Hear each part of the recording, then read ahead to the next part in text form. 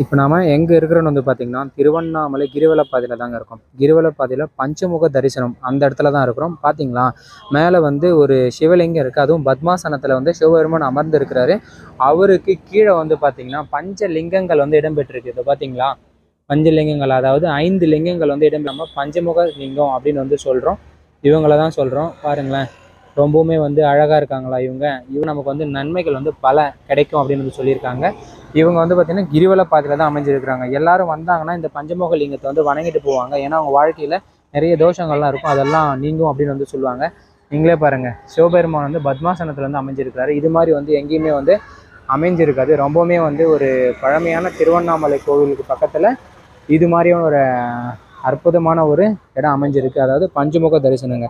நீங்களும் வந்து திருவண்ணாமலைக்கு வந்தீங்கன்னா, கிரிவலத்துக்கு வந்தீங்கன்னா கண்டிப்பாக வந்து இங்கே வந்து வணங்கிட்டு போங்க. கண்டிப்பாக உங்களுக்கும் வந்து நன்மைகள் வந்து கிடைக்குங்க. இதோ பாருங்கள்.